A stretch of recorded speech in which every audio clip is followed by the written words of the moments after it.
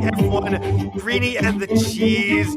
We are in Bahrain at the Bahrain International Circuit for the final preseason test before we get it on for real next week at the same track. Ferrari is still fast. The Mercs have no side pods. Are you serious?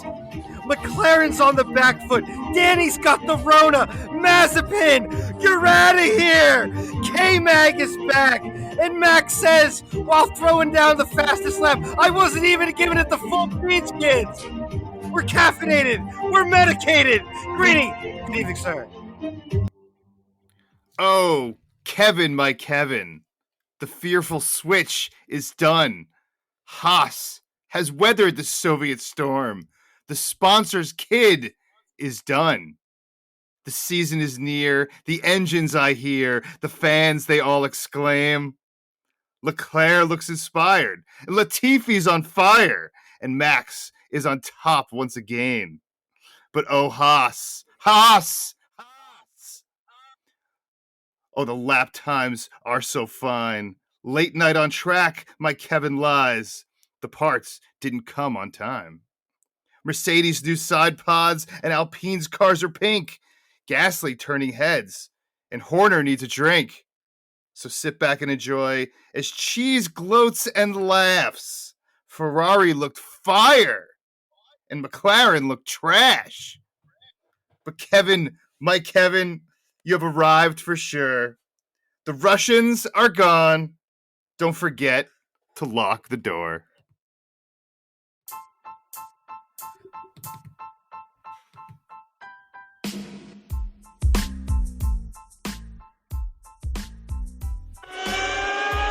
See you there.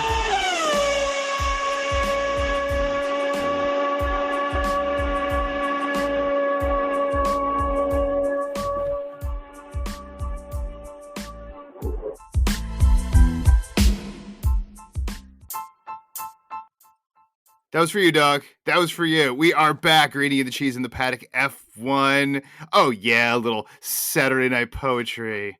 You can read that fireside to your loved ones. A little Walt Whitman, Captain, my Captain, for Kevin Magnuson, as we are witnessing a change and a little history as the Russian gets kicked out. And as F1 was saying, and if you tune into the F1 channel on YouTube or anywhere else, I don't even think they said Mazepin by name. I believe they just called him the former driver for Haas. So very interesting. We had side pods or lack thereof from Mercedes. Max Verstappen looked incredible today. And away we go. We are 1 week away from the much anticipated 2022 season. Cheese, I want to know all your thoughts, all your feelings on 3 wild days of testing in Bahrain. Where to begin, my friend? Oh, you know where I'm bringing it to start it. Oh, the red cars. I think Ferrari's back. Definitely, if you go up and down the paddock,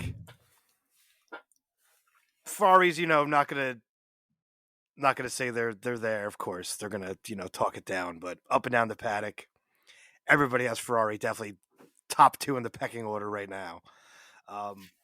Fast, consistent, going through their program like it's a book, going through everything, just looking fast, consistently. The car looks under control. They have it underneath them. It's glorious. It's absolutely glorious to say. Porpoising is under control. Unlike some other teams that are still struggling with it.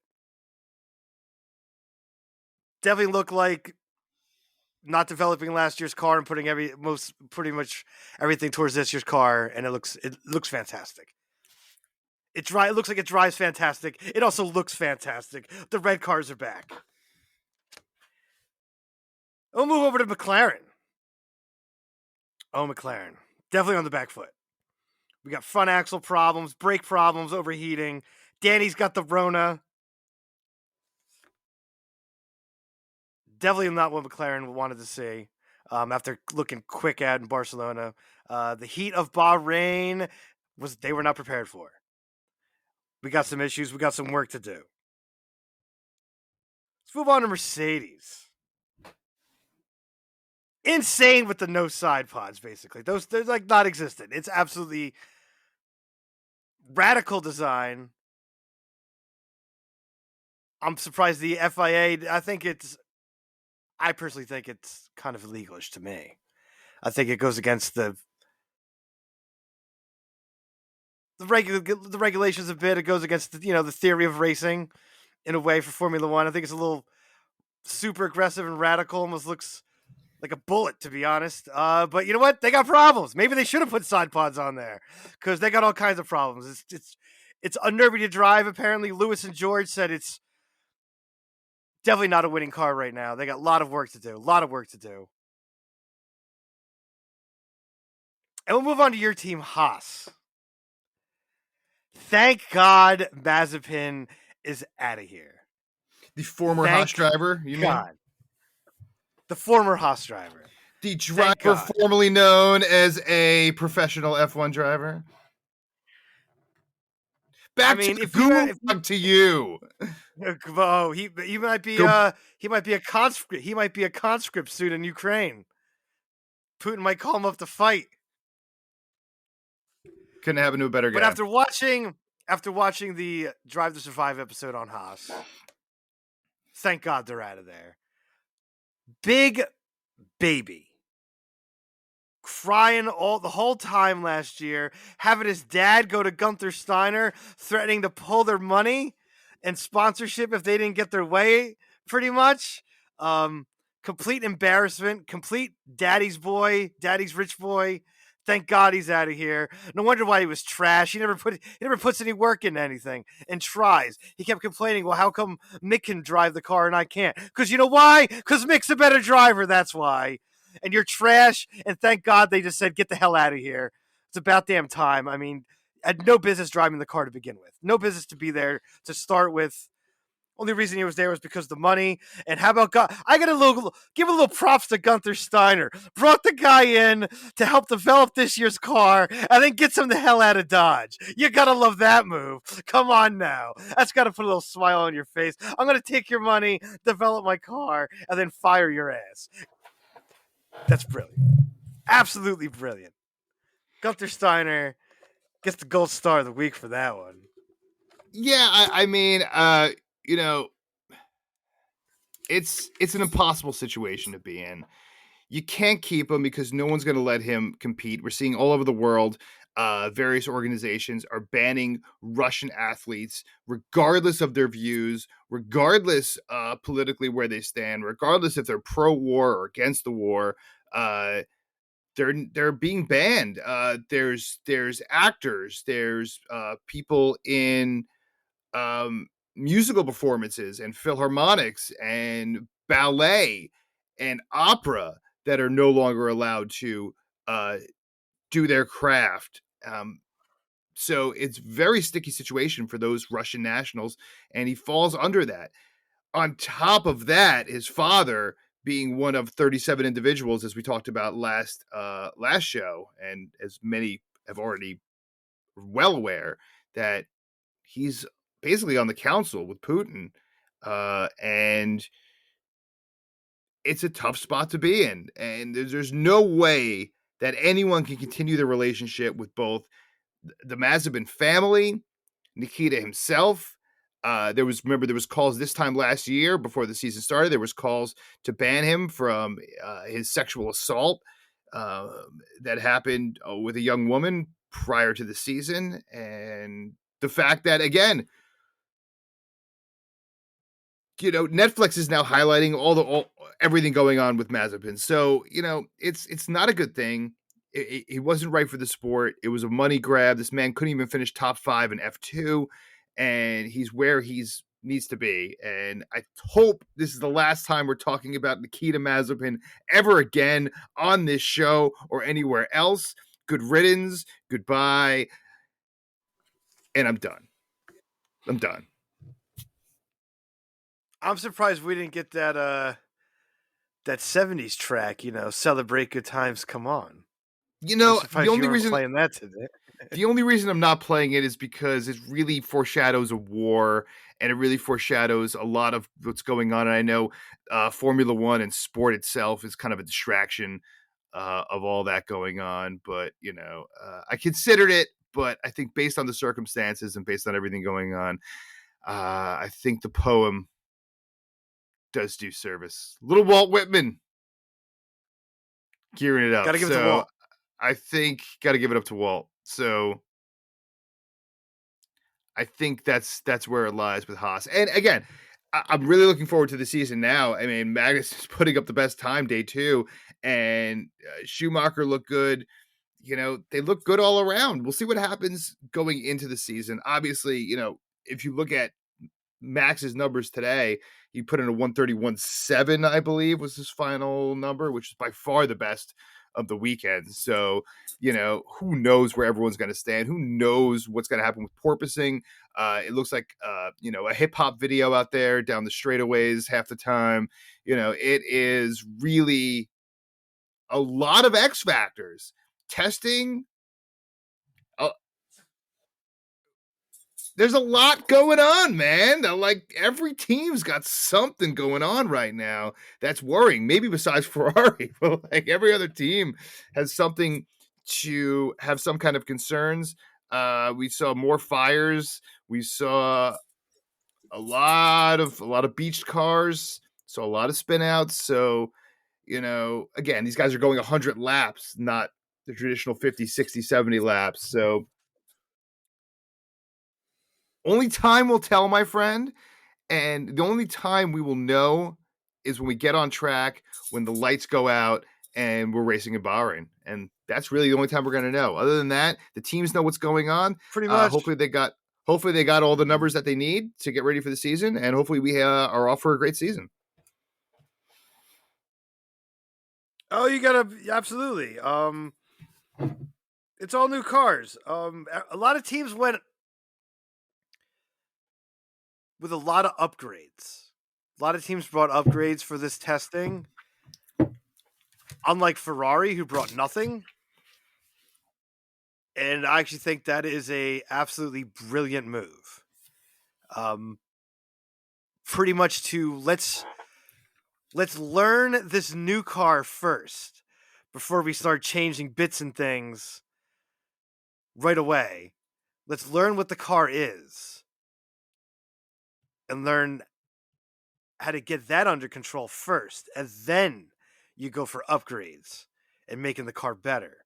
But you got to know the car and understand all the new aerodynamics and all the changes that have gone into the season first before you're just throwing bits and pieces at the car to try and improve things. I think that's also created extra issues for other teams that thought they were going to make their car better. And it backfired a bit. It caused some reliability issues. It brought up issues that weren't foreseen with brake temperatures. As you saw, Latifi's car rear brakes just absolutely caught fire. So we got reliability issues with a bunch of teams with the changes. But Ferrari looked like the top kids on the hill, to be honest. No reliability issues. Just running through their program and what they wanted to learn. Right through it. No qualms about it. Consistently throwing upper hundreds laps each day. Quick times, always in the top 3, pretty much all weekend. No matter what tires. And most of the time when they were throwing down even the quicker laps, they were on the harder compounds versus everybody else. So the red cars look fantastic. I am ecstatic for that, as you know, my friend. But maybe we'll talk a little Haas Ferrari battles this year, hopefully.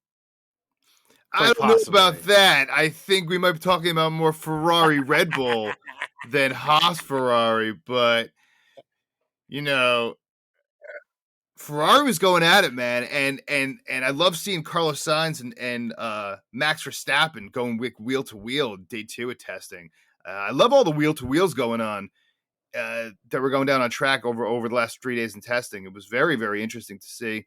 I think the guys were giving it a go on what these For new sure. aerodynamic changes are supposed to do, and try and figure out what they're going to have to do when the season starts. I think it's pretty gosh darn smart move to be doing that kind of stuff. To be honest, got to For see sure. what you got here.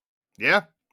And you got to see who can make the corrections the fastest. And I think people forget that a big component of this is the engineers and the mechanics and how quickly they can pivot in 6 days and get these cars ready for qualifying, or 7 days and get these cars ready for qualifying. So that is always a factor here when we go into testing or finish up testing and get the cars off the track. And especially when you're testing in an area where, I mean, there was a lot of sand blowing around, It was hot. It's hot. Way hot compared to really Spain. hot. So it's always interesting to test there. You never know what the difference is going to be. And we're really not going to know till, as we normally do, when we hit Monaco, we'll really get a good taste as we're going into that week, what the season might look like. But don't count Mercedes out, even if they don't collect major points here in the first 3 or 4 races. They have a lot to work out. How do you think that these side pods are going to play in? You think they're going to have an issue? You think they're going to be illegal? I think it's 80% of the teams, I believe, have to take issue or vote on it. With something on the Merc. Yeah. I don't know. FIA will look at it, of course. Most of the teams are supposed to be, working with the FIA with their designs and things that they're going to do with the car, so the FIA can rule on it quickly. To me, it's kind of against the spirit of the regulations to be going that radical, to be honest. For me anyway. But I mean, we'll see what the FIA says. Obviously, it wasn't really helping them that much, since the car was quite the struggle and snappy to drive. Seeing the videos and things that we could see here in the States, since we didn't get a lot of coverage on it live. But just seeing videos and things, the car looked snappy. So maybe the no side pod design was not the way to go. It's what it might be looking like, because they were struggling. They're both drivers saying this we are not going to win with this car. We got a lot of work to do. Yeah, a lot of work to do. Yeah, and they do. But as we always know, Merc is a second half team. That's why they win. But every point counts, as we know from last season. Every point counts. Every race counts. And getting off on the right foot is, I'm sure, something that Mercedes and Toto Wolff and crew want to do for sure, especially after last season. Mercedes definitely wants to get off on the right foot. So we'll see what happens there. We'll see what happens with that as well in regards to the side pod situation, and if they're going to have to make a change. It should be interesting. Any surprises? Any, besides Ferrari's reliability? I don't know if that was a surprise or not for you, but any other surprises from the last 3 days? Alpine was a big surprise after the absolute disaster in Spain. I mean, testing in Spain for Alpine wasn't something to forget, to be honest. It was just an absolute mess. Ocon threw down a bunch of laps on Friday. Probably their best testing session so far. Alonso was quick today as well. Said the car was coming alive. So Alpine was definitely a big, probably the biggest surprise takeaway from the weekend. I mean, Aston Martin and Williams and Alfa Romeo all had reliability issues again, all 3 teams. So no surprise there. They had issues in Spain as well. But Alpine definitely apparently making major gains. And I don't know if you could really say it, but Red Bull just, all of a sudden throwing down, sick laps. And Max saying he wasn't even giving it the full beans yet. So there's more in the tank still. After they didn't look as, quick as most other teams through most of both testing. So, we'll see. You don't know what fuel levels and everything that everybody was doing, or if they were going full beans, full outage or anything like that either. So you won't see that until we get it on next week, for real, when it counts. Yeah, It's put up or shut up time. Yeah, Red Bull had wings and Alpine had Pepto Power there with those pink cars. Pepto Power. Just Pepto Power. I haven't seen those. Well, you take that sponsor over. You got to go to pink now. Got to go to that pink. That's only going to be for a couple races, from my understanding. Yeah, then we'll go back to the blue. Yeah. No, it's true. So you got the Pepto Pink there, but yeah, Yuki Tsunoda looked pretty darn good too. And some other notes that we had is Oscar Piastri, the last year's F2 champ, is now available potentially. A reserve driver for McLaren.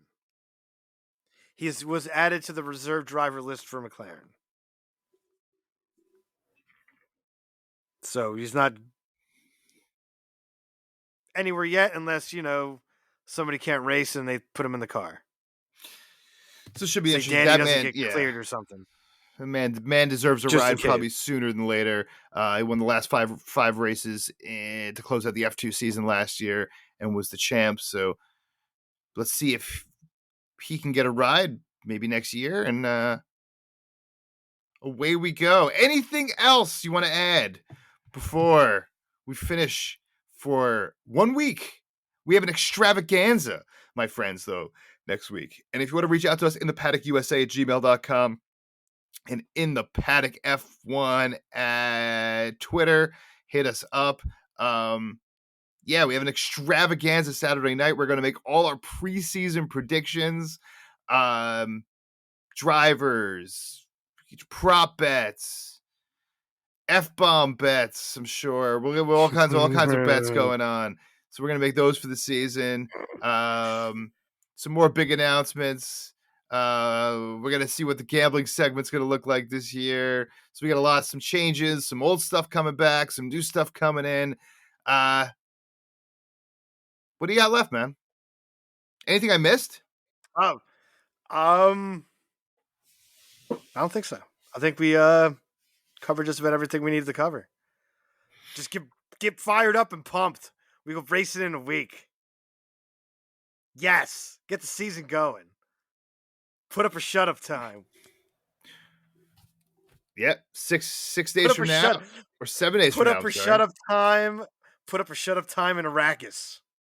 In Arrakis, we are back. We are back. Don't let the Jawas steal your stuff. We are in the desert, and it'll be hot. That's for darn sure. One thing I can tell you for sure, it's going to be hot in the desert. We will be back next week with a 1 hour extravaganza to kick off the season. And then again, after the race on Sunday, we will be here to bring you all the race highlights. Once again, Greeny and the Cheese in the paddock F1. Say what you got to say, homie. We'll see you in a week. Get fired up. Peace. Get fired up. Tell your friends. Greeny and the Cheese in the paddock F1. Peace.